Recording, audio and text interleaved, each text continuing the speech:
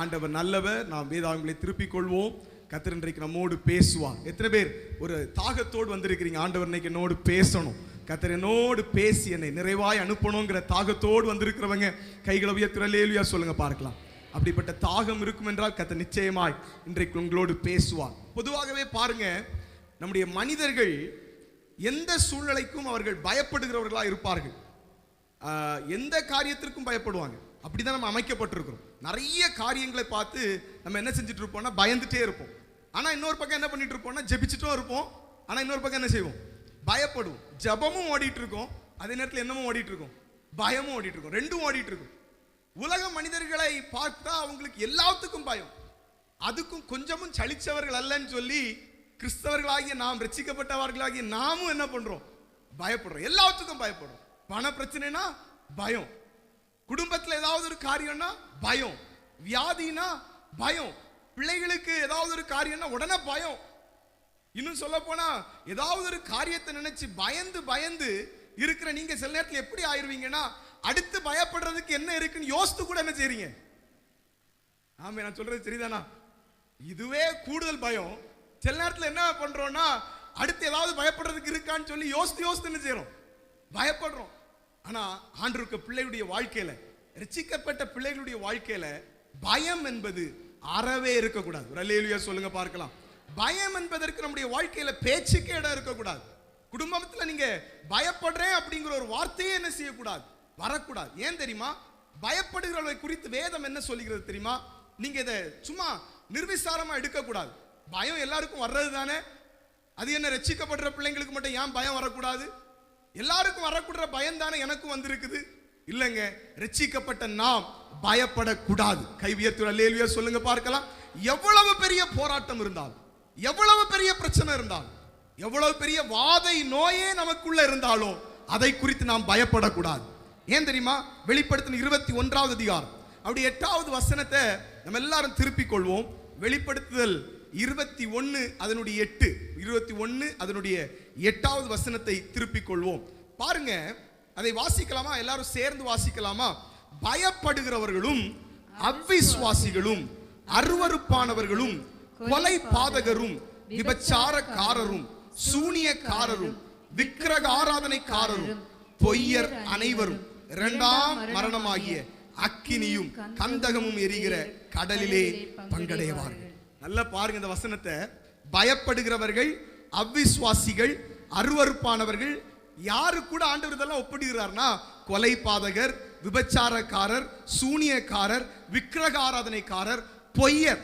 இவங்க லிஸ்ட்ல யாரும் வர்றாங்கன்னா பயப்படுகிறவர்களும் வர்றாங்க. எத்தனை பேருக்கு புரியுது? பயப்படுறவங்க வர்றாங்க. பயப்படுறவங்க பரலோகத்துக்குள்ளேயே போக முடியாது என்று வேதம் நமக்கு தெளிவாய் சொல்லி தருகிறது. இந்த வார்த்தையை பாருங்க. பயப்படுகிறவர்களும் அவிசுவாசிகளும் அருவருப்பானவர்களும் கொலை பாதகரும் விபச்சாரக்காரரும் சூனியக்காரரும் விக்கிரக ஆராதனைக்காரரும் பொய்யரும். நம்ம இதெல்லாம் பெரிய பெரிய பாவம் நினைச்சிட்டு இருக்கிறோம். விக்கிரக ஆராதனை பெரிய பாவம், உண்மைதான். விபச்சாரம் பெரிய பாவம், உண்மைதான். கொலை ஆண்டவருக்கு முன்பாக பெரிய பாவம், உண்மைதான். அதே வரிசையில பயப்படுதலும் அவிசுவாசமும் இதற்கு நிகரான ஒரு காரியம் என்று வேதம் சொல்லி தருகிறது. புரிந்தவங்க மாத்திரம் கையை உயர்த்தி அல்லேலூயா சொல்லுங்க பார்க்கலாம். இப்படி பார்க்கும்போது நம்முடைய வாழ்க்கையில பயம் இருக்கலாமா, இருக்கக்கூடாதா? கொஞ்சம் சத்தமா சொல்லுங்க. பின்னாடி இருக்கிறவங்க கூட பயம் இருக்கலாமா, இருக்கக்கூடாதா? பயம் இருந்தா பரலோகத்துக்கு போக முடியுமா, போக முடியாதா? கொஞ்சம் கூட சத்தமா சொல்லிருங்க எல்லாரும். பயம் இருந்தா பரலோகத்துக்கு போக முடியுமா, போக முடியாதா? போகவே முடியாது. அவங்க எல்லாம் எங்க போய் சேருவாங்கன்னா, அக்கினியும் கந்தமும் எரிகிற கடலிலே பங்கடைவார்கள். யாருங்க? பெரிய தவறு பண்ணவங்களா? இல்ல, பயப்படுறவங்க. பயப்படுறவங்க, விசுவாசியாமல் வாழ்ந்து கொண்டிருக்கிறவங்க எல்லாம் எங்க போய் சேருவாங்கன்னா பரலோகத்துக்குள்ள போய் சேர மாட்டாங்க. இரண்டாம் ஆமென், அக்கினியும் கந்தமும் எரிகிற கடலிலே பங்கடைவார்கள் என்று வேதம் நமக்கு தெளிவாய் சொல்லி தருகிறது. இந்த காலை நேரத்தில் நீங்கள் பயத்தை நிர்விசாரமா எடுக்கக்கூடாது. பயம் எல்லாருக்கும் வரக்கூடியது ஒன்றுதானே. பயம் எல்லா ஜனங்களுக்கும் வரக்கூடிய ஒன்றுதானே. பயப்படுகிறது ஆதி முதல்ல மனுஷனுக்குள்ள இருக்கிறதே. அன்பு கர்த்தருடைய பிள்ளையே, நீங்களும் நானும் பயப்படுவதற்காக ஆண்டவர் தெரிந்தெடுக்கவில்லை. நான் கடைசியில சொல்ல வரப்போறேன். இந்த காரியத்தை நான் சொல்ல வரும்போது உங்களுக்கு புரியும். இன்றைக்கு நாம் தியானிக்க போகிற கர்த்தருடைய செய்தியின் தலைப்பு பயத்தை மேற்கொள்ளும் ஆவியானவர். எழுதுறவங்க எழுதி கொள்ளுங்க, பயத்தை மேற்கொள்ளும் ஆவியானவர். பாருங்க, ஏன் பயப்படுகிறோம், ஏன் பயப்படுகிறோம் அப்படின்னு ஒரு சின்ன கொஸ்டின் உங்க முன்னாடி வச்சா சிம்பிள் ஆன்சர். ஏன் பயப்படுறோம்னா விசுவாசம் இல்லாதனால என்ன செய்றோம்? பயப்படுறோம். ஆண்டவரை விசுவாசிக்கல, பைபிளை விசுவாசிக்கல, ஜெபத்தை விசுவாசிக்கல. அதனாலதான் ஜெபித்து முடித்த உடனே போய் இருந்து என்ன செஞ்சுட்டு இருக்கிறோம்? பயப்பட்டுட்டு இருக்கிறோம். நீங்க ஜெபத்தை விசுவாசிச்சீங்கன்னா ஜெபித்த முடிந்த பிறகு உங்க வாழ்க்கையில இருக்கிற பயம் என்ன செய்யும்? வெளியே போயிடும். பயம் எப்படி உங்க வாழ்க்கையில ஆண்டு கொள்ள முடியும்? ஜெபத்தின் மேல உங்களுக்கு ஒரு விசுவாசம் இருக்கும்னா, கர்த்தருடைய வார்த்தையின் மேல உங்களுக்கு ஒரு விசுவாசம் இருக்கும்னா, நீங்க எப்பெல்லாம் வேதம் வாசிக்கிறீங்களோ, எப்பெல்லாம் ஜெபிக்கிறீங்களோ, அந்த நேரமே உங்க வாழ்க்கையில இருந்த பயங்கள் வெளியேறணும். கை உயர்த்தி அல்லேலூயா சொல்லுங்க பார்க்கலாம். எப்ப வெளியேறனா? உங்களுக்குள்ள விசுவாசம் இருக்கும்போது. விசுவாசம் இல்லாததுனால தான் அநேகருடைய வாழ்க்கையில பயம். ஜெபிப்பதில் ஒரு விசுவாசம் கிடையாது, தேவனுடைய வார்த்தையில விசுவாசம் இல்லை. எதற்கெடுத்தாலும் பயம் வருவதற்கு காரணம் ஆண்டவர் மேல விசுவாசம் இல்லாததுனால. பாருங்க, விசுவாசம் எவ்வளவு வெளியேற பெற்றது என்றால், எபிரேயர் அதனுடைய 11வது அதிகாரத்தை நீங்கள் திருப்பிக் கொள்ளும் போது அப்படி 6வது வசனத்தில் நீங்கள் பார்க்கும்போது, விசுவாசம் இல்லாமல் தேவனுக்கு பிரியமா இருப்பது கூடாது, முடியவே முடியாது. ஆண்டவரை பிரியப்படுத்தணும், ஆண்டவரை மேன்மைப்படுத்தணும், ஆனா விசுவாசம் இல்லை. விசுவாசம் இல்லாமல் ஆண்டவரை பிரியப்படுத்த முடியாது. விசுவாசம் இல்லாமல் உங்க வாழ்க்கையில பயத்தையும் மேற்கொள்ள முடியாது. ஏன் பயம் எழும்பி நிற்கிறது? ஒரு விசுவாசியுடைய வாழ்க்கையில ஏன் பயம் எழும்பி நிற்கிறது? ஜெபித்தாலும் பயம் மாறவில்லை, சபைக்கு வந்தாலும் பயம் மாறவில்லை. ஏன் பயம் மேற்கொள்கிறது என்றால் விசுவாசம் இல்லை. விசுவாசம் இல்லை. விசுவாசம் இல்லாமல் தேவனுக்கு பிரியமாய் இருப்பது கூடாத காரியம், கூடாத காரியம். ஆண்டவரை பிரியப்படுத்த முடியாது. அன்பு கர்த்தருடைய பிள்ளைகளே, நீங்கள் ஆண்டவரை பிரியப்படுத்த வேண்டும் என்றால் உங்களுக்குள் விசுவாசம் இருக்க வேண்டும். விசுவாசம் தான் பயத்தை மேற்கொள்ள முடியும். விசுவாசத்தினால் தான் உங்க வாழ்க்கையில வருகிற பயங்களை நீங்கள் நிர்மூலமாக்கி போட முடியும். எத்தனை பேருக்கு சொல்ல முடியும், என் வாழ்க்கையில விசுவாசம் இருந்தா என் வாழ்க்கையில பயம் வராதுன்னு விசுவாசிக்கிறவங்க கை தட்டி ஆண்டவரை ஸ்தோத்திரம் பண்ணுங்க பார்க்கலாம். நம்முடைய வாழ்க்கையில ஆமென் விசுவாசம் இருக்கும்போது பயம் நம்மை மேற்கொள்ள முடியாது. இங்க பாருங்க, அதே அதிகாரம் 7வது வசனத்துல பார்க்கும்போது நோவாவுக்கு ஒரு எச்சரிப்பு வருகிறது. நோவாவுக்கு ஒரு எச்சரிப்பு வருகிறது. அவன் பயப்பட்டிருப்பான். ஏன் பயப்பட்டிருப்பானா? அவனுக்கு வந்த எச்சரிப்பு அப்படிப்பட்டது. அவனுக்கு வந்த எச்சரிப்பின் சத்தம் அப்படிப்பட்டது. தேவனுடைய எச்சரிப்பின் சத்தத்தை கேட்டு இந்த நோவா நிச்சயமாய் பயந்திருப்பான். இவ்வளவு பெரிய பொறுப்பா, இவ்வளவு பெரிய பேழையா, இப்படியெல்லாம் மழை வருமா? ஏன்னா நோவாவுடைய காலம் வரை என்ன கிடையாதுன்னா மழை கிடையாது. ஆண்டவருடைய சிருஷ்டிப்பின் காலத்துல ஆண்டவர் மழையை உண்டு பண்ணவில்லை. எப்படி செடியெல்லாம் வளர்ந்தது தெரியுமா? மூடு பனியை ஆண்டவர் உண்டு பண்ணினார். பனியினால தான் செடிகள் எல்லாம் வளர்ந்து வந்ததை தவிர மழை இல்லை. நோவா காலத்துல ஆண்டவர் சொல்றார் மழை பெய்யும். இதெல்லாம் கேட்கும் போது நோவா என்ன செஞ்சிருப்பான்? பயந்திருப்பான். இதெல்லாம் நடக்குமா? இதெல்லாம் நடக்கக்கூடிய காரியமா? ஆனா வசனம் சொல்லுகிறது, தேவ எச்சரிப்பை கேட்டு விசுவாசத்தினாலே நோவா தற்காலத்திலே காணாதவைகளை குறித்து அவன் பார்க்கவே இல்லைங்க. அவன் பார்க்கவே இல்லை. அவனுக்குள்ள பயம் இருக்குது. ஆனா விசுவாசம் அவனுக்குள்ள இருந்ததுனால பயத்தை மேற்கொண்டு கர்த்தர் சொன்னதை அவனுக்கு செய்ய முடிந்தது. ஆமென் சொல்லி ஆண்டவரை மகிமைப்படுத்தலாமா? விசுவாசம் அவனுக்குள்ள இருந்த பயத்தை மாற்றினது. 8வது வசனத்தை பாருங்க. விசுவாசத்தினால் ஆபிரகாமுக்குள்ள இருந்த விசுவாசம். இந்த ஆபிரகாமை பார்த்தீங்கன்னா அவன் ஆண்டவர் சொல்லுகிற காரியம் என்னன்னா, அவனுக்கு இடத்தை விடணும், அவனுக்கு இனத்தை விடணும், தகப்பன் வீட்டை விடணும், எல்லாவற்றையும் விட்டுட்டு நான் சொல்லுகிற இடத்துக்கு நீ போன்னு ஆண்டவர் சொல்றார். எவ்வளவு பயந்திருப்பான், எவ்வளவு பயப்பட்டிருப்பான். ஆனால் வசனம் சொல்லுகிறது, விசுவாசத்தினாலே ஆபிரகாம் கர்த்தர் சொன்னதை அப்படியே செய்தான். அவனுடைய பயம் மாறினது. கர்த்தர் அவனை ஆசீர்வதித்தார். ஒரு அல்லேலூயா சொல்லுங்க பார்க்கலாம். 3வது பாருங்க, அதே அதிகாரத்துல 11வது வசனத்தை பாருங்க. விசுவாசத்தினாலே சாராளும் ஆமென் அவள் ஆண்டவரை நம்பினபடினார். வயது சென்றுட்டு பயம், எனக்கு பிள்ளை இல்லை, எனக்கு குழந்தை இல்லை, வயதாயிட்டே போகுதே, எப்படி என் வாழ்க்கையில குழந்தை வரும்? ஆனா ஆண்டவர் சொல்றாரு, உனக்கு என்ன தருவேன்? குழந்தை தருவேன், குழந்தை தருவேன். ஆண்டவர் வசனம் இங்கே தெளிவாய் சொல்லுகிறது, விசுவாசத்தினாலே சாராளும் வாக்கு பண்ணினவர் உண்மை உள்ளவர் என்று கற்பந்தரிக்க பலனடைந்து வயது சென்றவளாயிருந்தும் பிள்ளை பெற்றாள். கை உயர்த்தி ஒரு அல்லேலூயா சொல்லுங்க பார்க்கலாம். உங்களுக்குள்ளே விசுவாசம் இருக்கும் என்றால் பயம் வெளியேறும். விசுவாசம் வேணுங்க. முதல்ல ஏன் பயத்தை நம்மால மேற்கொள்ள முடியல? ஏன் நம்முடைய வாழ்க்கையில் வருகிற சின்ன சின்ன காரியத்தை பார்த்து பயந்து போய் இருக்கிறோம்? பயத்தை ஏன் மேற்கொள்ள முடியல? ஆண்டவர் மேல விசுவாசம் இல்லை. இந்த பிள்ளைகள் எல்லாம் பாருங்க, நோவா பயத்தின் நடுவில் ஆண்டவரை விசுவாசித்தான். ஆபிரகாம் பயத்தின் நடுவில் ஆண்டவரை விசுவாசித்தான். சாராளும் பயத்தின் நடுவில் ஆண்டவரை விசுவாசித்தாள். கை உயர்த்தி அல்லேலூயா சொல்லுங்க பார்க்கலாம். எனவேதான் சங்கீதக்காரன் சங்கீதம் 56வது சங்கீதம் அப்படி 3, 4 வசனத்தை நீங்கள் பார்க்கும்போது மிக தெளிவாய் ஒரு காரியத்தை அவர் சொல்லுகிறார்.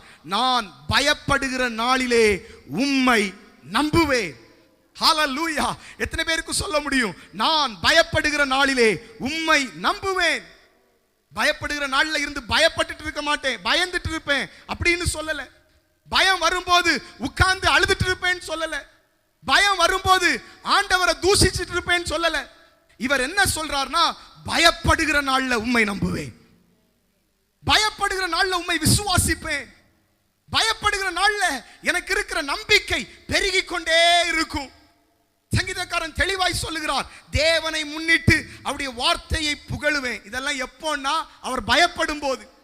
சங்கீதக்காரன் பயப்படும் போது தேவனை முன்னிட்டு அவருடைய வார்த்தையை புகழுவேன். தேவனை நம்பி இருக்கிறேன், தேவனை நம்பி இருக்கிறேன், நான் பயப்பட மாட்டேன். அப்படின்னா அவர் என்ன சொல்றாருன்னா, நான் தேவனை விசுவாசிக்கிறேன், அதனால நான் என்ன செய்ய மாட்டேன்? பயப்பட மாட்டேன். எவ்வளவு ஒரு விசுவாசத்தை வலுப்படுத்துகிற ஒரு வார்த்தை பாருங்க.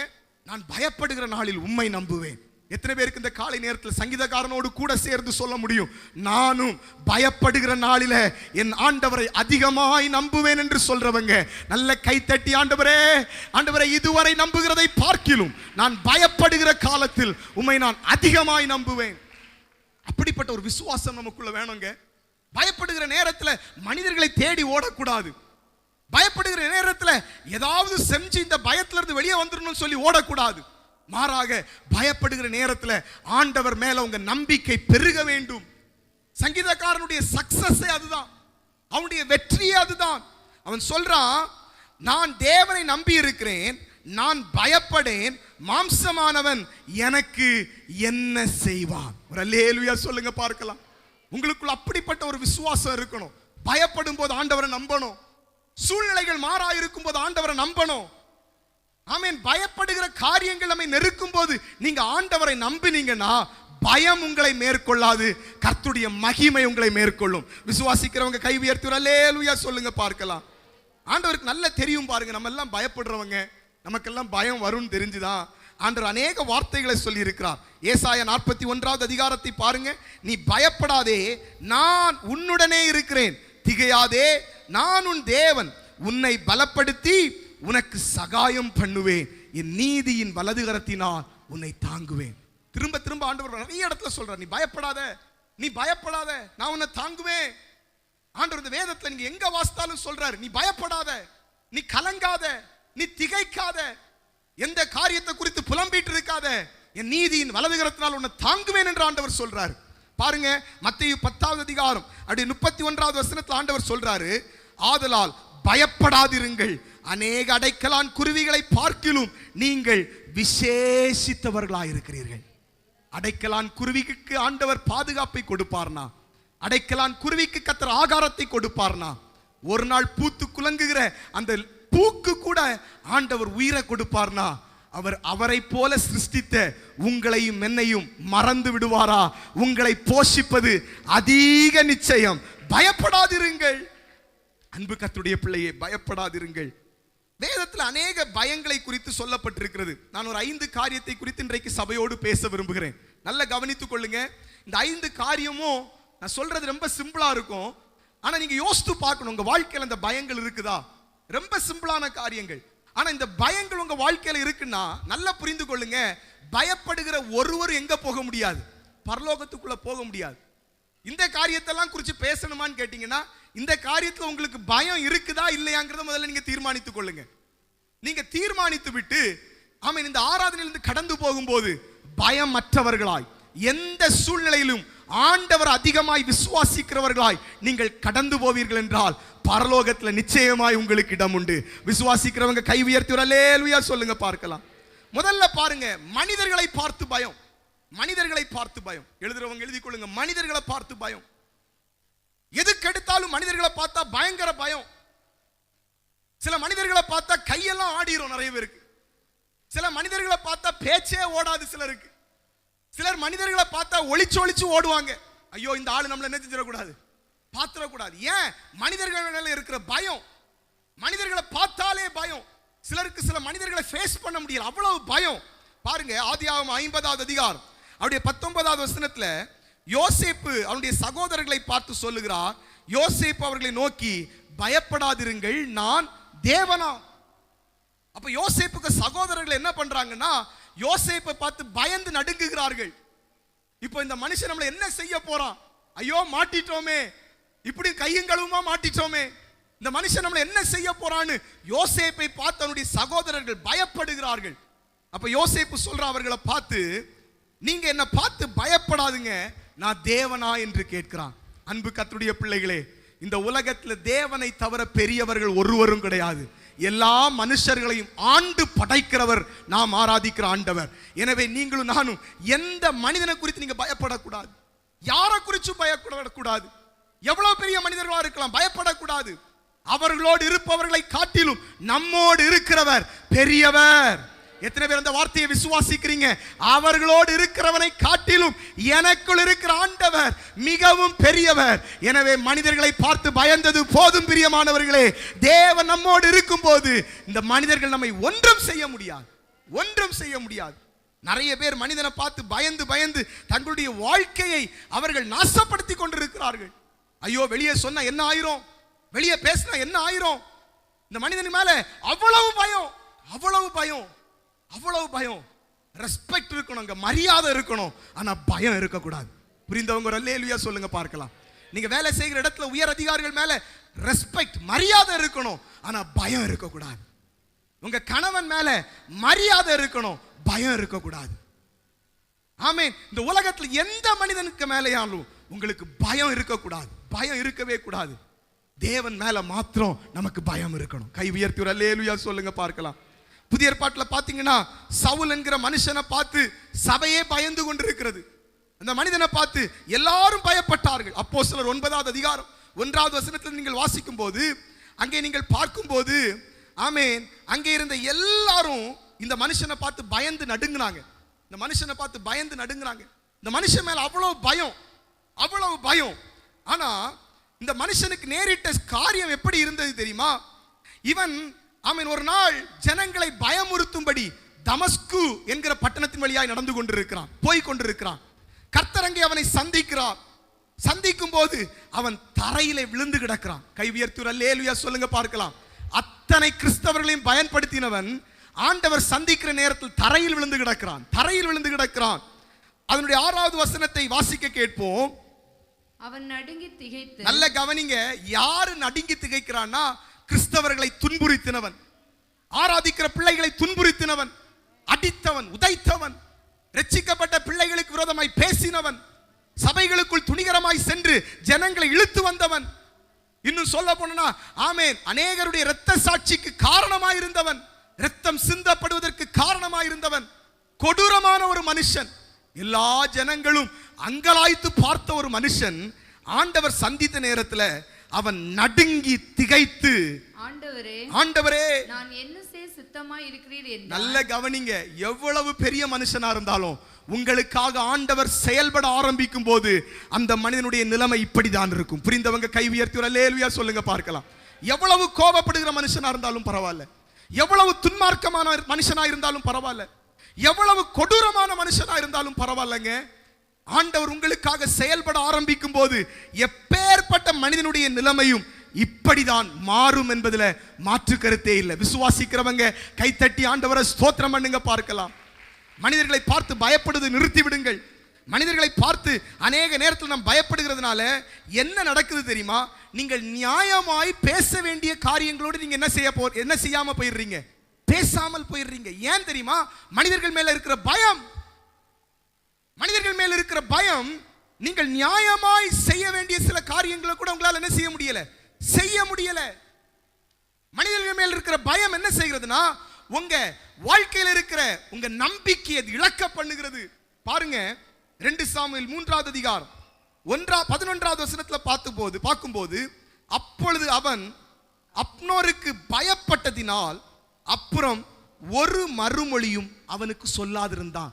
இந்த வசனத்தை நீங்க கவனிக்கும் போது ஒரு காரியத்தை நல்லா புரிந்து கொள்ளணும். என்னைக்கெல்லாம் உங்க வாழ்க்கையில மனுஷர்களுக்கு விரோதமான பயம் வருகிறதோ, நீங்கள் நியாயமாய் பேச வேண்டிய காரியத்தை கூட அங்க என்ன செய்ய மாட்டீங்க, பேச மாட்டீங்க. ஏன்னா அந்த மனிதர்களுக்கு மேல உங்களுக்கு பயம் இருக்குது. இந்த மனிதர்களுக்கு மேல உங்களுக்கு பயம் இருக்குது. நல்லா புரிந்து கொள்ளுங்க. மனிதர்களுக்கு மேல பயம் இருக்கும்போது நியாயமாய் உங்களுக்கு வர வேண்டிய நிறைய ஆசீர்வாதங்களும் தடைபட்டு போகிறது. ஆமா, சொல்றது சரிதான் சொல்றவங்க கை உயர்த்தி அல்லேலூயா சொல்லுங்க பார்க்கலாம். அன்பு கர்த்தருடைய பிள்ளைகளே, மனிதர்கள் மேல பயம் உங்களுக்கு வேண்டாம். மனிதர்களுக்கு மேல பயம் வேண்டாம். மனிதர்களுக்கு மேல இருக்கிற பயம் என்ன செய்யும் தெரியுமா? மனுஷருக்கு பயப்படும் பயம் கண்ணியை வருவிக்கும். நீதிமொழிகள் 29வது அதிகாரம் அதனுடைய 25வது வசனத்தை நீங்கள் பார்க்கும்போது மனுஷருக்கு பயப்படுகிற பயம் கண்ணியை கொண்டு வரும். மனுஷருக்கு பயப்படுகிற பயம் ஆக்கினையை கொண்டு வரும். மனுஷருக்கு பயப்படும் பயம் அவமானத்தை கொண்டு வரும். மனுஷருக்கு பயப்படும் பயம் ஆமென் உங்க வாழ்க்கையில ஆசீர்வாதங்களை எடுத்து போட்டு விடும். அன்பு கர்த்தருடைய பிள்ளைகளே, இந்நாள் வரைக்கும் சில மனிதர்களை குறித்து நீங்கள் பயந்து இந்த இடத்துல இருந்து கொண்டிருக்கலாம். சில மனிதர்களை குறித்து அதிகமான பயம் உங்களை அழுத்தி கொண்டிருக்கலாம். உங்களை பார்த்து கர்த்தருடைய வார்த்தை வருகிறது, மனுஷனுக்கு பயப்படுகிற பயம் கண்ணியை கொண்டு வரும். கண்ணியை கொண்டு வரும். கண்ணியை கொண்டு வரும். இன்றைக்கே மனிதர்களுக்கு மேல இருக்கிற பயங்களை மாற்றிவிட்டு ஆண்டவர் மேல நம்பிக்கை வைங்க. கர்த்தர் உங்களை கைவிட மாட்டார். புரிந்தவங்க மாத்திரம் கைகளை தட்டி ஆண்டவரை ஸ்தோத்திரம் பண்ணுங்க பார்க்கலாம். அப்படிப்பட்ட கிருபை ஆண்டவர் உங்களுக்கு தருவாராக. மனிதர்களுக்கு பயப்படும் பயம் கண்ணியை கொண்டு வரும். இரண்டாவது பாருங்க, சிலருக்கு மனிதனுடைய வார்த்தையை கேட்டா பயம். மனுஷனை பார்த்தா கூட பயம் இல்ல, வாயை மட்டும் என்ன செஞ்சிடக்கூடாது, திறந்துடக்கூடாது. வாயை திறந்தா என்னது பயம். வாயை திறந்தாலே பயம். சில மனுஷங்களுக்கு பயப்படுகிறதை காட்டிலும் அவங்க வார்த்தைக்கு நம்ம என்ன செய்யறோம், பயப்படுறோம். வேண்டாம் பிரியமானவர்களே, உங்க வாழ்க்கையில நீங்க ஆசீர்வதிக்கப்பட வேண்டும் என்றால் மனிதனுக்கும் பயப்படக்கூடாது, மனிதனுடைய வார்த்தைக்கும் பயப்படக்கூடாது. புரிந்தவங்க கை உயர்த்தி அல்லேலூயா சொல்லுங்க பார்க்கலாம். ஒருவேளை இந்த காலை நேரத்தில் கூட நீங்க மனிதனுக்கும் பயப்பட்டு மனித வார்த்தைக்கும் பயப்பட்டு நடுக்கத்தோடு இந்த இடத்துல வந்திருக்கலாம். இன்றைக்கு காலையில ஆமென் கர்த்தர் உங்களை பார்த்து சொல்றாரு, பயத்தை மேற்கொள்ளும் ஆவியானவர் உங்க வாழ்க்கையில் இருக்கிற பயங்களை வெளியேற்ற போகிறார். விசுவாசிக்கிறவங்க மாத்திரம் கைகளை உயர்த்தி அல்லேலூயா. இங்க பாருங்க 1 சாமுவேல் 17வது அதிகாரத்துல அதனுடைய ஆமென் 11வது வசனத்துக்கு மேற்பட்ட வசனங்கள், அந்த வசனங்களை நீங்கள் பார்க்கும்போது, அப்பொழுது காத் ஊரானாகிய கோலியாத் என்னும் பேருள்ள ஒரு வீரன் அவன் என்ன பண்றானா, இஸ்ரவேல் ஜனங்களுக்கு விரோதமாய் பயங்கரமான ஆயுதங்களை கொண்டு வருகிறான். நீங்க அந்த வசனங்களை பாருங்க. வந்து நடுவிலே நிற்பான். அவன் உயரம் 6 முழமும் 1 ஜானும் இருக்குமா. எத்தனை உயரம்? 6 அடி ஹைட்டு, 1 ஜானு உயரம். அவ்வளவு ஹைட்டா இருப்பான். அவ்வளவு ஹைட்டான இந்த மனுஷன் அவன் என்ன பண்ணியிருப்பான்னா, தலையின் மேல வெண்கல சீராவை போட்டு ஒரு போர்க்கவசம் தரித்து கொண்டு, அந்த கவசத்தின் நிறை எப்படி இருக்கும்னா 5000 சேக்கல் வெள்ளி, அவ்வளவு பெரிய வஸ்திரங்களை உடுத்துக்கொண்டு, கால்களிலே வெண்கல கவசத்தை போட்டுக்கொண்டு, தோள்களின் மேல் வெண்கல கேடகத்தை தரித்திருப்பான். நீங்க பாத்தீங்கன்னா அவனுடைய ஈட்டி எப்படி இருக்கும்னா 600 சேக்கல் இரும்பு. இவ்வளவு ஆயுதங்களை தரித்து கொண்டிருக்கிற இந்த மனுஷன், இவ்வளவு சக்தி வாய்ந்த ஒரு மனுஷன், இவ்வளவு பெரிய மனுஷன், இந்த மனிதனுடைய ஆயுதத்திற்கு இஸ்ரவேல் ஜனங்கள் பயப்படல. நல்லா கவனிக்கணும். இவ்வளவு ஆயுதத்தை தரிச்சிருக்கான், ஆனா இந்த ஆயுதத்துக்கு யாரும் பயப்படல. இஸ்ரவேல் ஜனங்கள் இந்த ஆயுதத்துக்கெல்லாம் பயப்படல. இவ்வளவு கொடூரமான ஆயுதத்தை பார்த்து இஸ்ரவேல் ஜனங்கள் பயப்படல. மாறாக அவங்க எதுக்கு பயப்பட்டாங்க தெரியுமா? 11வது வசனத்தை பாருங்க. சவுலும் இஸ்ரவேலர் அனைவரும் அந்த பெலிஸ்தீனுடைய வார்த்தைகளை கேட்டு கலங்கி மிகவும் பயப்பட்டார்கள். என்னங்க இது? கையில இவ்வளவு பெரிய ஈட்டி வச்சிருக்கிறான், இவ்வளவு பெரிய ஆயுதங்களை வச்சிருக்கிறான். பார்த்து பயப்பட வேண்டியதற்கு நிறைய காரியம் இருக்குது. ஆனா இந்த இஸ்ரவேல் ஜனங்கள் இவைகளை எல்லாம் பார்த்து பயப்படல, அவனுடைய வார்த்தையை பார்த்து பயப்படுறாங்க. நல்லா புரிந்து கொள்ளுங்க, இங்கேயும் நிறைய பேர் சில மனிதர்களுடைய வார்த்தையை பார்த்து பயந்து போய் நடுங்கி போய், பயப்படுறதுக்கு நிறைய காரியம் இருக்குது, ஆனா அவங்க வார்த்தையை பார்த்து பயந்து போய் இந்த இடத்துல வந்திருக்கிறீங்கன்னா ஆண்டவர் உங்களை பார்த்து சொல்றாரு, அவனுடைய வார்த்தை உங்களை மேற்கொள்ளாது. உங்களுக்குள் இருக்கிற ஆவியானவர் அந்த பயத்தை கொண்டு வருகிற வார்த்தையை மேற்கொள்வார். விசுவாசிக்கிறவங்க மாத்திரம் கைகளை தட்டி, ஆண்டவரே வார்த்தையை பார்த்து பயப்படுகிற பயங்கள் இன்றைக்கு வெளியேறுவதாக, இன்றைக்கு வெளியேறுவதாக. இரண்டாவது பாருங்க, எலியா எவ்வளவு பெரிய மனுஷன். அன்றைக்கு அத்தனை பாகாலுடைய தீர்க்கதரிசிகளை கொன்று குவித்தவன். ஒரு எசேபேலுடைய சத்தத்தை கேட்டு இந்த எலியா என்ன தெரியுமா பண்றான்? அவளுடைய பேச்சை கேட்டு, வேற ஒன்றும் இல்லை, அவளுடைய பேச்சை கேட்டு, எசேபேலுடைய பேச்சை மட்டும் தான் கேட்கிறான். அவளுக்கு பேச்சை கேட்டு அந்த வார்த்தையை கேட்ட உடனே அவன் என்ன பண்றான் பாருங்க, ஓடுறான், வனாந்திரத்தை பார்த்து ஓடுறான். கொலை பண்ண வரல, அவனை ஏதோ செஞ்சு அழிக்க வரல, வார்த்தை வார்த்தை. எசேபேல் சொன்ன வார்த்தையை கேட்டு எலியா பயப்படுறான். எலியா பயந்து ஓடி வனாந்திரத்துல போய் இருந்துச்சு. ஆமே, 1 ராஜாக்கள் 19வது அதிகாரம் அதனுடைய 4வது வசனத்தை வாசிக்க கேட்போம். அவன் வனாந்திரத்தில் ஒரு நாள் பிரயாணம் போய், நல்ல கவனிங்க, இந்த எசேபேலுக்கு வார்த்தையை கேட்டு, வேற ஒண்ணும் இல்லைங்க, அவளுக்கு வார்த்தையை மட்டும்தான் கேட்டான். அவன் சொன்ன சொல்ல மட்டும்தான் கேட்டான். அந்த சத்தத்தை கேட்ட உடனே அவன் பயந்து வனாந்திரத்தில் ஒரு நாள் பிரயாணம் போய் ஒரு சூரை செடியின் கீழ் உட்கார்ந்து, நல்ல கவனிங்க, ஒரு சூரை செடியின் கீழே போய் உட்கார்றான். தான் சாக வேண்டும் என்று கோரி, போதும் கர்த்தாவே, போதும் கர்த்தாவே, எல்லாம் போதும், எல்லாம் போதும், பயப்படுறான். வார்த்தையை பார்த்து பயப்படுறான், சில பேச்சை கேட்டு பயப்படுறான். போதும் கர்த்தாவே, என் ஆத்துமாவை எடுத்துக்கொள்ளு, எல்லாம் போதும், என் உயிரை என்ன செஞ்சிருங்க, என் ஆத்துமாவே எடுத்துருங்க. ஒரு வார்த்தையை கேட்டு, ஒரு வார்த்தையை கேட்டுங்க, வேற ஒண்ணும் கிடையாது, ஒரு வார்த்தையை மட்டும் கேட்டு, எசேபேல் சொன்ன சில வார்த்தைகளை கேட்டு, போதும் கர்த்தாவே, என் உயிரை என்ன செஞ்சிருங்க, எடுத்துருங்க. நான் என் பிதாக்களை பார்க்கலும் நல்லவன் அல்ல என்று சொல்லி, நல்லவன் அல்ல என்று சொல்லி ஒரு சூரை செடியின் கீழே படுத்து கொண்டான்.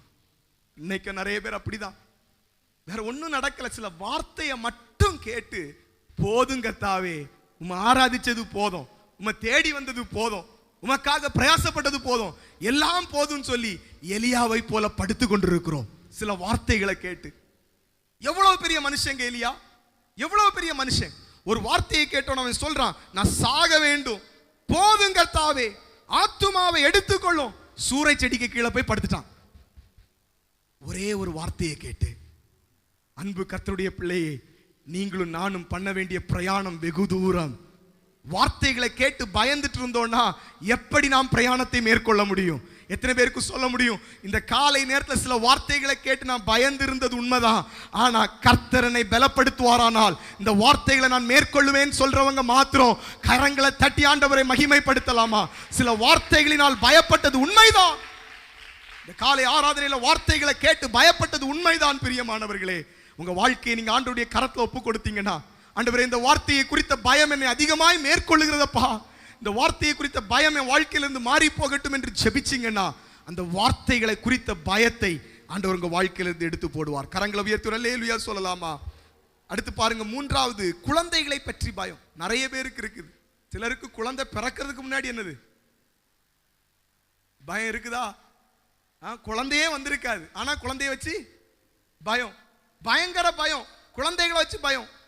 நிறைய சொல்லலாம் இதை பற்றி சொல்ல போனா, ஆனா நான் இதுல நிறுத்துறேன். குழந்தைகளை குறித்து நிறைய பேர் பயப்படுறீங்க, குழந்தைகளை குறித்து பயப்படுறீங்க.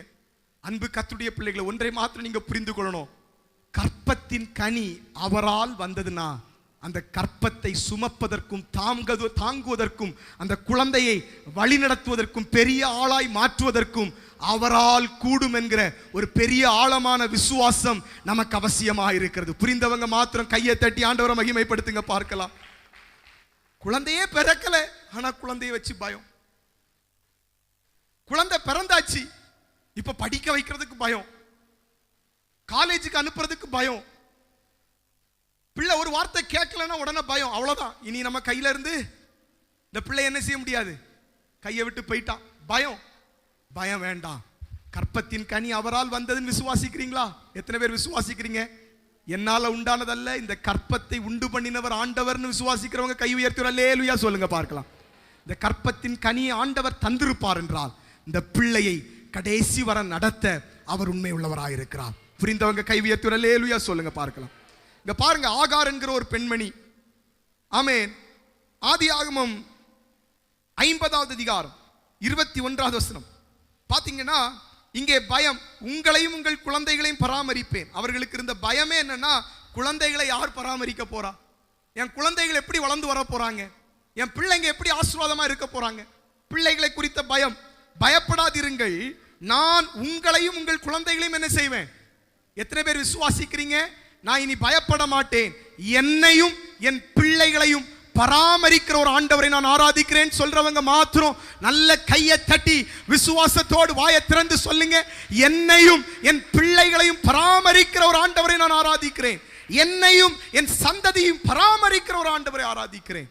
பாருங்க, ஆதியாகமம் 21வது அதிகாரம் அப்படியே 14வது வசனத்திலிருந்து நீங்கள் பார்க்கும்போது ஆபிரகாமுடைய வாழ்க்கையில் நடக்கிற ஒரு சம்பவம். ஆகாரிடத்துல அவன் ஒரு குழந்தையை பெற்றெடுக்கிறான்.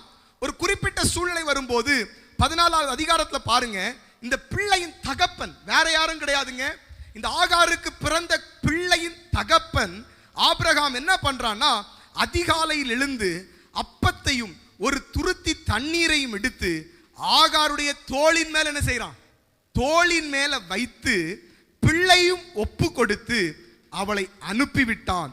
அவள் புறப்பட்டு போறான். நல்லா புரிந்து கொள்ளுங்க, எவ்வளவு வேதனையான ஒரு நேரம், எவ்வளவு காயப்படுகிற ஒரு நேரம். புருஷன் பிள்ளைக்கு காரணமா இருந்தவன் இப்ப பிள்ளையும் அனுப்பி விடுறான், பிள்ளைக்கு அம்மாவையும் அனுப்பி விடுறான், கொஞ்சம் தண்ணீரையும் கொஞ்சம் அப்பத்தையும் கொடுத்து அவன் அனுப்பி விடுறான். போக போக வனாந்திரத்துல போக போக தண்ணீர் செலவழிகிறது, பிள்ளை சாக கிடக்கிறது.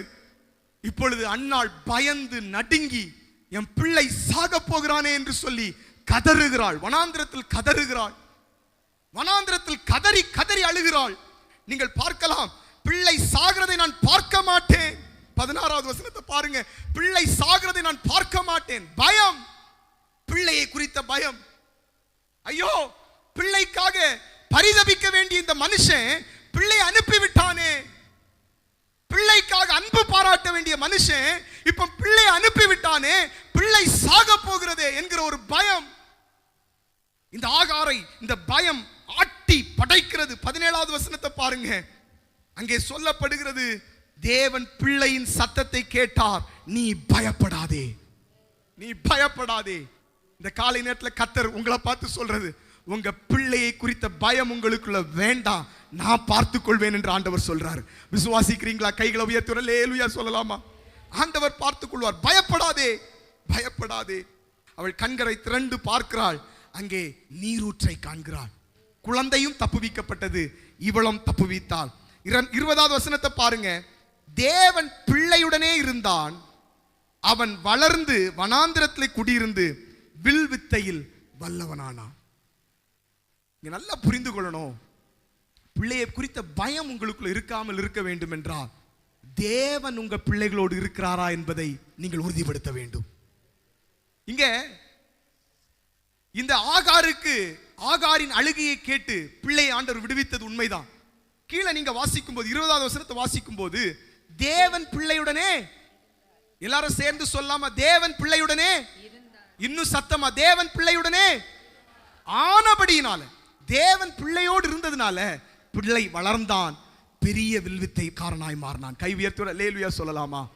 உங்க பிள்ளைகளை குறித்த பயம் இல்லாமல் நீங்க வாழணும்னா நீங்க உங்க பிள்ளைகளுக்கு கொடுக்க வேண்டியது தேவனை கொடுக்கணும். தேவன் உங்க பிள்ளைகளோடு இருக்கிறார் என்பதை உணர்ந்து கொள்ள வேண்டும். ஏங்க சண்டே கிளாஸ்ல உட்கார வைங்கன்னு சொல்றோம்? ஏன் பிள்ளைங்களை இந்த காம்படிஷன்ல எல்லாம் சேர்த்து விடுங்கன்னு சொல்றோம்? ஏன் பிள்ளைங்களுக்கு ஆண்டவரை பற்றி சொல்லி கொடுங்கன்னு சொல்றோம்? ஏன்னா பிள்ளையோடு ஆண்டவர் இருந்தார்னா அந்த பிள்ளையை குறித்த பயம் நமக்குள்ள வரவே வராது. புரிந்தவங்க அல்லேலூயா சொல்லுங்க பார்க்கலாம். பிள்ளையை குறித்த பயம் உங்க வாழ்க்கையில இருந்து போனா ஆண்டவர் உங்க பிள்ளைக்குள்ள இருக்கணும். ஆண்டவர் உங்க பிள்ளைக்குள்ள இருக்கணும். எதெல்லாமோ செய்யறோமே, பிள்ளைகளுக்காக பல லட்சங்களை செலவு பண்றோமே, ஆண்டவரை பிள்ளை ஏற்றுக்கொள்ள வேண்டும் என்று நீங்க என்ன செலவு செஞ்சீங்க? என்ன செலவு எடுத்தீங்க? 5 நிமிஷம் ஒரு மணி நேரம் நின்று பிள்ளையை சண்டே கிளாஸ்ல நம்மளால வைக்க முடியல. ஏன்னா நேரம் ஆயிருது 1 மணி நேரம் காத்திருக்கணும். நல்லா புரிந்து கொள்ளுங்க, பிள்ளைகளை சண்டே கிளாஸ்ல வைக்கிறது எங்களுக்கு மேன்மை கிடையாது. உங்க பிள்ளை தெய்வ பயத்தோடு வாழ்ந்தா உங்களுக்கு தான் ஆசீர்வாதமே தவிர அது எங்களுக்கு கிடையாது. புரிந்தவங்க அல்லேலூயா சொல்லுங்க பார்க்கலாம். உங்க பிள்ளைகளோட தேவன் இருக்கிறார் என்பதை நீங்கள் உறுதிப்படுத்த வேண்டும். உங்க பிள்ளைகளோட தேவன் இருக்கிறார் என்பதை நீங்கள் உறுதிப்படுத்திட்டீங்கன்னா அடுத்த நிமிடமே பிள்ளைகளை குறித்த பயம் உங்க வாழ்க்கையில இருந்து போய்விடும். நான் சொல்றது புரிந்தவங்க கை உயர்த்தி அல்லேலூயா சொல்லுங்க பார்க்கலாம். பிள்ளைகளோட தேவன் இருக்கிறாரா? உங்க பிள்ளைகளோட தேவன் இருக்கிறாரா? ஐயோ, இந்த இடத்துல கவலையோடு நிறைய பேர் இருக்கலாம். என் பிள்ளை யாரால் அன்பு காட்ட வேண்டும், அன்பு பாராட்டப்பட வேண்டுமோ அவர்களாலே இன்றைக்கு புறக்கணிக்கப்படுகிறது. என் பிள்ளை யாரால் ஆற்றப்பட வேண்டுமோ அவர்களாலே இன்றைக்கு அது வேதனைக்குள்ளாய் இருக்கிறது. அன்பு கர்த்தருடைய பிள்ளையே, எந்த நிலைமையில் உங்க பிள்ளை இருந்தாலும் உங்க பிள்ளைகளை குறித்த பயம் இன்றைக்கு உங்க வாழ்க்கையிலிருந்து போக வேண்டும். மிக மிக முக்கியமாக உங்க பிள்ளைகளுடைய வாழ்க்கையில ஆண்டவரை கொடுங்க. உங்க பிள்ளைகள் மிகவும் ஆசீர்வாதமாக இருப்பார்கள். புரிந்தவங்க கை உயர்த்தி அல்லேலூயா சொல்லுங்க பார்க்கலாம். கடைசியா பாருங்க, நிறைய பேருக்கு தாழ்வு மனப்பான்மையினால பயம், தாழ்வு மனப்பான்மையினால. இங்க பாருங்க, உபாகமம் 20வது அதிகாரம் அப்படி 1வது வசனத்தை நீங்க பாத்தீங்கன்னா, ஆமென், நீ உன் சத்துருக்களுக்கு எதிராக யுத்தம் செய்ய புறப்பட்டு போகையில் குதிரைகளையும் ரதங்களையும் உன்னிலும் பெரிய கூட்டமாகிய ஜனங்களையும் கண்டால் அவர்களுக்கு பயப்படாதே. நல்லா புரிந்து கொள்ளுங்க, இந்த ஜனங்களுக்கு இப்ப என்ன பயம்னா, குதிரைகளை பார்த்தோம், ரதங்களை பார்த்தோம், அவர்கள பெரிய ஜனங்களை பார்த்தும் தான் பயம். இன்னைக்கு நிறைய பேர் அப்படிதான், அடுத்தவங்களை பார்த்து பார்த்து பயப்பட்டுட்டு இருக்கிறோம். அடுத்தவங்களை பார்த்து மன தாழ்வு உண்டாகி அதனால பயப்படுகிறோம். அன்பு பிள்ளைகளை, ஆண்டவர் சொல்றது, அடுத்தவங்களை பார்க்காதுங்க, உங்களை நடத்துகிற ஆண்டவர் உங்களை வெற்றியாய் நடத்துவார். விசுவாசிக்கிறவங்க கை உயர்த்துவார் அல்லேலூயா சொல்லுங்க பார்க்கலாம். இந்த இஸ்ரவேல் ஜனங்கள் குதிரை வீரர்களையும் ரதங்களையும் அவர்களிலும் பெரிய ஜனங்களையும் பார்த்து பயப்பட்டு நிற்கிறார்கள். ஆண்டவர் சொல்றார், நீ பயப்படாதே, உன்னை எகிப்து தேசத்துல இருந்து எப்படி புறப்பட பண்ணினேனோ அதே போல உனக்கு ஜெயத்தை தருவேன் என்று ஆண்டவர் சொல்லுகிறார். இதுவரை ஆண்டவர் உங்களை எவ்வளவு வெற்றியாய் நடத்தி வந்திருக்கிறார், எவ்வளவு சூழ்நிலைகளை ஜெயத்தை உங்களுக்கு தந்திருக்கிறார். இன்றைக்கு இந்த காலை நேரத்தில் தாழ்வு மனப்பான்மையோடு யாராவது பயந்து போய் இந்த இடத்துல இருந்தீங்கன்னா உங்களை பார்த்து சொல்றேன், தாழ்வு மனப்பான்மை உங்களை ஒரு நாளும் ஆசீர்வதிக்காது. மாறாக இருக்கிற ஆசீர்வாதங்களை உங்க வாழ்க்கையிலிருந்து எடுத்து போட்டு விடும். நல்லா புரிந்து கொள்ளுங்க, தாழ்வு மனப்பான்மை உங்க வாழ்க்கையில் இருக்கிற ஆசீர்வாதங்களை எடுத்து போட்டு விடும். பாருங்க, 1 சாமுவேல் 18வது அதிகாரத்தில் நீங்கள் வந்து பார்க்கும்போது, சவுலும் தாவீதும் இப்பொழுது போர் செய்து விட்டு வருகிறார்கள். அங்கே சகோதரிகள் ஆடி பாடுகிறார்கள். என்ன சொல்றாங்கன்னா, தாவீதுக்கு நிறைய கொடுத்துட்டு சவுலுக்கு கொஞ்சமா கொடுத்துறாங்க. இந்த வார்த்தையை கேட்ட உடனே சவுலுக்குள்ள தாழ்வு மனப்பான்மை. என்ன தாழ்வு மனப்பான்மைனா, ராஜாவாகி எனக்கு கொஞ்சம் தந்துட்டு என் கூட இருக்கிற இந்த போர் வீரனுக்கு என்ன கொடுத்துட்டாங்க, நிறைய கொடுத்துட்டாங்க. தாழ்வு மனப்பான்மை யாருக்குள்ள இருந்தது? சவுலுக்குள்ள இருந்தது தாழ்வு மனப்பான்மை. எனக்கு கொஞ்சம் தந்துட்டு அவனுக்கு கூட கொடுத்துட்டாங்க. இந்த தாழ்வு மனப்பான்மை என்ன பண்ணினது தெரியுமா? சவுலுடைய ராஜ்யத்தை இழக்க பண்ணினது, ராஜ சிங்காசனத்திலிருந்து அவனை கீழே தள்ளினது. அன்பு கர்த்தருடைய பிள்ளையே, தாழ்வு மனப்பான்மை உங்களுக்குள்ள வருமானால் நீங்கள் அடைய வேண்டிய அநேக உயரங்களை அது உங்க வாழ்க்கையில தடுத்து போட்டு விடும். தாழ்வு மனப்பான்மை உங்க வாழ்க்கையில இருக்குமானால் உயரத்தில் இருக்கிற நீங்கள் சீக்கிரமா கீழே வந்துருவீங்க. தாழ்வு மனப்பான்மை நம்முடைய வாழ்க்கையில் இருக்கக்கூடாது. நிறைய பேருக்கு பயம், தாழ்வு மனப்பான்மை. அடுத்தவங்களை கம்பேர் பண்ணி பார்க்கிறது, பக்கத்துல இருக்கிறவங்களை கம்பேர் பண்ணி பார்க்கிறது, வீட்டு பக்கத்துல இருக்கிறவங்களை கம்பேர் பண்ணி பார்க்கிறது. அன்பு கர்த்தருடைய பிள்ளைகளே, உங்களை அழைத்தவர் உண்மை உள்ளவர், முடிவு பரியந்தம் உங்களை நடத்த அவர் உண்மை உள்ளவராக இருக்கிறார். விசுவாசிக்கிறவங்க கைகளை தட்டி ஆண்டவரை ஸ்தோத்திரம் பண்ணுங்க பார்க்கலாம். இந்த சவுலுக்குள்ள இருந்த பயம் அவனுடைய ராஜ மேன்மையை இழக்க பண்ணினது. தாழ்வு மனப்பான்மை எங்க ஆரம்பிச்சது? எல்லாம் தாழ்வு மனப்பான்மையில. தாழ்வு மனப்பான்மையில பயம் வருது. எங்க இவன் நம்மளோட பெரிய ஆள் ஆயிருவானோ, எங்க இவன் நம்மளுடைய ராஜ்யத்தை இவன் பிடிச்சிருவானோ என்கிற பயம் தாழ்வு மனப்பான்மையிலிருந்து வருகிறது. அன்பு கர்த்தருடைய பிள்ளைகளே, தாழ்வு மனப்பான்மை உங்களுடைய வாழ்க்கையில ஆசீர்வாதங்களை தடுக்கிறதா இருக்கிறது. கடைசியா பாருங்க, மரணத்தை குறித்த பயம், சாவை குறித்த பயம். நியாயாதிபதிகள் 6வது அதிகாரம் 23வது வசனத்துல கிதியோனை பார்த்து ஆண்டவர் சொல்லுகிறார், உனக்கு சமாதானம், பயப்படாதே, நீ சாவதில்லை என்று சொன்னார். சாவதில்லை. சாவை குறித்த பயம்.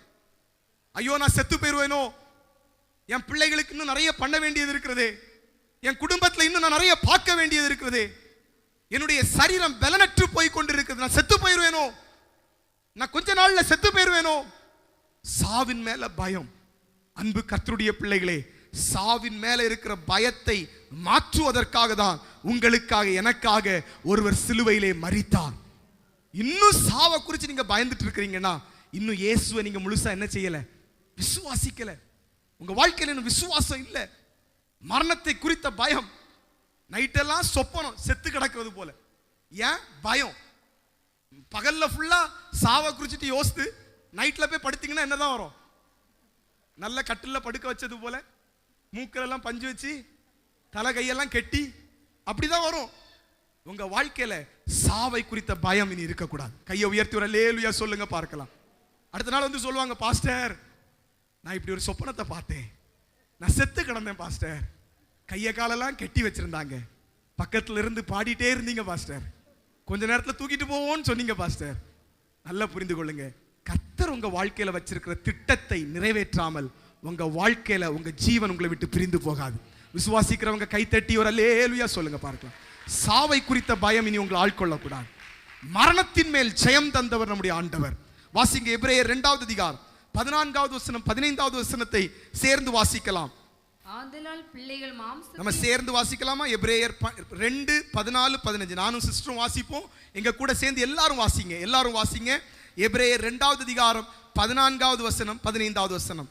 ஆதலால் பிள்ளைகள் மாம்சத்தையும் இரத்தத்தையும் உடையவர்களாய் இருக்க அவரும் அவர்களைப் போல மாம்சத்தையும் இரத்தவரையும் உடையவரானார். மரணத்திற்கு அதிகாரியாகிய பிசாசானவனை தமது மரணத்தினாலே அழிக்கும்படி ஜீவ காலமெல்லாம் மரண பயத்திலே அடிமைத்தனத்திற்குள்ளானவர்கள் யாவரையும் விடுதலை பண்ணும்படியாக அப்படியானார். கையை உயர்த்தி அல்லேலூயா சொல்லுங்க பார்க்கலாம். ஏன் ஆண்டவர் சிலுவையில தொங்கி ஜீவனை விட்டார் தெரியுமா? நம்ம வாழ்க்கையில் இருக்கிற மரண பயத்தை மாற்றுவதற்கு. மரண பயத்தை மாற்றுவதற்கு அவர் சிலுவையை சுமந்தார், அவர் ரத்தமெல்லாம் சிந்தி தந்தார். நல்ல கவனிங்க அன்பு கர்த்தருடைய பிள்ளைகளே, நீங்களும் நானும் பயப்படுகிறவர்கள் என்பதை அறிந்த ஆண்டவர் 2 தீமோத்தேயு 1வது அதிகாரம் 7வது வசனத்தை பாருங்க. தேவன் நமக்கு பயமுள்ள ஆவியை கொடாமல், தேவன் நமக்கு பயமுள்ள ஆவியை தரலங்க. தேவன் நமக்கு பயமுள்ள ஆவியை தரவே இல்லை. ஏன் பயந்து கொண்டிருக்கிறீங்க?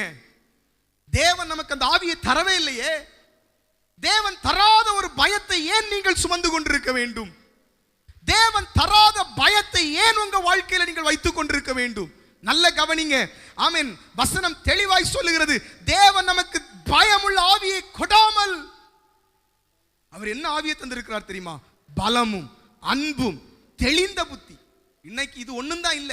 அன்பும் கிடையாது, பலமும் கிடையாது, தெளிந்த புத்தியும் கிடையாது. ஆனா என்ன இருக்கு? நான் சொல்றது சரியா? கையை உயர்த்தி ஒரு அல்லேலூயா சொல்லுங்க, வெட்கப்படாம சொல்லுங்க. அன்பு கிடையாது, பலம் கிடையாது, தெளிந்த புத்தி பாதி பேருக்கு கிடையாது. ஆனா என்ன இருக்கு? பயம். நல்லா புரிந்து கொள்ளுங்க.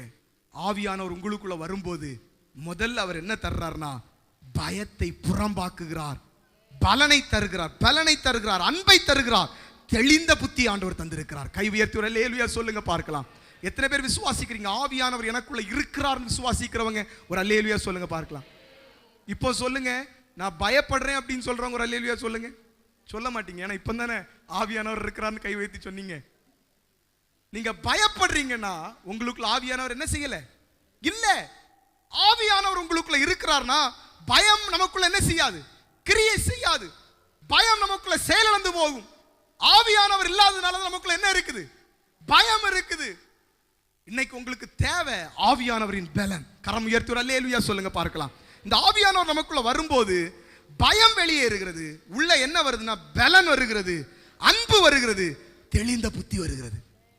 எத்தனை பேருக்கு தேவை? எனக்கு அன்பு வேணும், பலன் வேணும், தெளிந்த புத்தி வேணும்னு சொல்றவங்க கை உயர்த்தி காட்டுங்க பார்க்கலாம். உண்மையை சொல்லுங்க, உண்மையை சொல்லுங்க. எனக்கு அன்பு இல்லை, பலன் இல்லை, தெளிந்த புத்தியும் எனக்கு இல்லைன்னு சொல்றவங்க உண்மையா ஆண்டவருக்கு முன்னாடி ஆண்டவர் பார்க்கட்டும். ஆண்டவர் உங்களுக்கு இன்னைக்கு ரெண்டு மடங்கா தருவார். உண்மையா சொல்லுங்க, கையை உயர்த்தி காட்டுங்க பாருங்க. எத்தனை கைகளை உயர்த்தப்பட்டிருக்கிறது. இன்றைக்கு ஆண்டவர் சபையை பார்த்து சொல்றார், பயமுள்ள ஆவியை எடுத்து போட்டுவிட்டு பலமும் அன்பும் தெளிந்த புத்தியை உங்களுக்கு நான் தரப்போறேன்னு ஆண்டவர் சொல்றார். சந்தோஷம் உள்ளவங்க மாத்திரம் நல்ல கையை தட்டி, ஆண்டவர் எனக்கு இப்படிப்பட்ட ஒரு தெளிந்த புத்தி, பரிசுத்த ஆவியானவர் நிறைவு, பயத்தை மேற்கொள்ளுகிற ஆவி. ஆமென். நல்லா புரிந்து கொள்ளுங்க. ரோமர் 8:15 தெளிவா சொல்லுது, அந்தபடி திரும்பவும் பயப்படுகிறதற்கு நீங்க அடிமைத்தனத்தின் ஆவியை பெறவில்லை. அந்த வசனத்தை பாருங்க, ரோமர் 8:15. ரோமர் 8:15 நீங்கள் பார்க்கும்போது இந்த வசனத்தை தெளிவா பாருங்க. அந்தபடி திரும்பவும், இவ்வளவு நாள் நீங்க பயப்பட்டது உண்மைதான். ரட்சிக்கப்படுவதற்கு முன்பாக வர, ஞானஸ்தானம் எடுப்பதற்கு முன்பாக வர, ஆவியானவர் உங்க இருதயத்திற்குள் வருவதற்கு முன்பாக வர நீங்க பயப்பட்டது 100 மடங்கு உண்மைதான். நீங்க உண்மையில பயப்பட்டீங்க. திரும்பவும் பயப்படுகிறதற்கு நீங்கள் அடிமைத்தனத்தின் ஆவியை பெறாமல். நல்லா புரிந்து கொள்ளுங்க. உங்களுக்குள்ள இன்னும் பயம் இருக்குன்னா உங்களுக்குள்ள பரிசுத்த ஆவி இல்ல, அடிமைத்தனத்தின் ஆவி இருக்கிறது. நான் சொல்றது புரிந்தவங்க கை உயர்த்தி அல்லேலூயா சொல்லுங்க பார்க்கலாம்.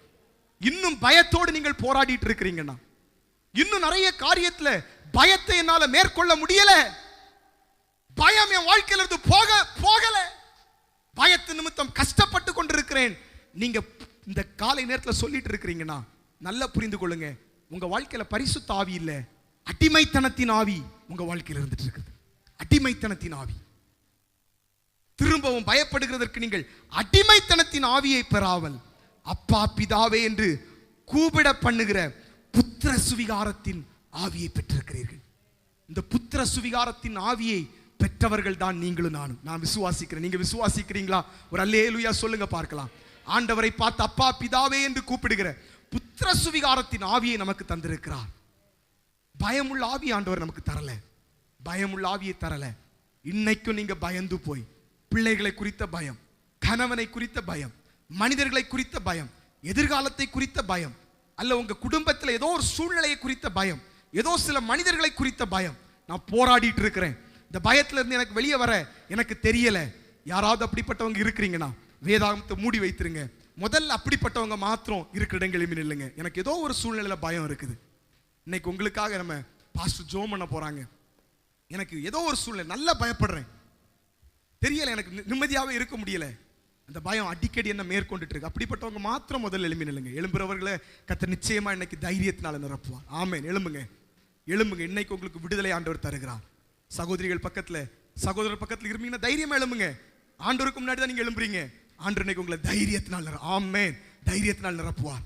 தைரியமா எழும்புங்க. ஏதோ ஒரு சூழ்நிலை பயம், எல்லாரும் எழும்பாண்டா. நான் திரும்ப திரும்ப சொல்றேன், எல்லாரும் பயம் இருக்குது. ஏதோ ஒரு காரியத்தை குறிச்ச பயம் அதிகமா என்ன அழுத்திட்டு இருக்கு, ஜெபிக்க முடியல, வேதம் வாசிக்க முடியல, கர்த்தருடைய சமூகத்தில் உண்மையா இருக்க முடியல, ஆராதிப்பதில் உண்மையா இருக்க முடியல, வர்றேன் போறேன், ஏதோ கடமைக்காக செஞ்சுட்டு இருக்கிறேன். மற்றவங்க அப்படியே உட்கார்ந்துருங்க. இந்த பாரிப்பட்ட பயம், படிப்பை குறிச்ச பயம், சின்ன பிள்ளைங்களுக்கு படிப்பை குறிச்ச பயம், எதிர்காலத்தை குறிச்ச பயம், என்ன செய்ய போறேங்கிற பயம், அப்படிப்பட்டவங்க மட்டும் ஆம்பளை வீரத்தெல்லாம் இங்க காட்டாதுங்க. இது தேவ சமூகம். நீங்க உண்மையா எழுப்பி நின்னீங்கன்னா ஆண்டவர் உங்களை பயத்துல இருந்து விடுவிப்பார். பார்க்காதுங்க, அக்கம் பக்கம் எல்லாம் பார்க்காதுங்க. நான் திரும்பவும் சொல்றேன், எல்லாரும் எழும்பக்கூடாது. உங்களுக்குள்ள அந்த பயத்தின் கட்டு இருக்குன்னா இன்னைக்கு நீங்க எழும்புனீங்கன்னா உங்களை கர்த்தர் விடுவிப்பார். எனக்கு பயம் இல்லைன்னு சொல்றவங்க நீங்க கீழே உட்காந்து ஜோம் பண்ணிட்டே இருங்க, மற்றவங்களுக்காக ஜோம் பண்ணிட்டே இருங்க. ஆனா எழும்பி நிக்கிறவங்களுக்கு இன்னைக்கு ஒரு பெரிய விடுதலை ஆண்டவர் கொடுக்க போறார், பெரிய விடுதலையை கொடுக்க போறார். பயத்தின் அடிமைத்தனத்திலிருந்து விடுதலை, பயத்தின் எண்ணங்கள்ல இருந்து விடுதலை இயேசுவின் நாமத்துல. 2 கையும் உயர்த்துங்க. அப்படி பாஸ்டர் நமக்காக ஜெபம் பண்ண போறாங்க.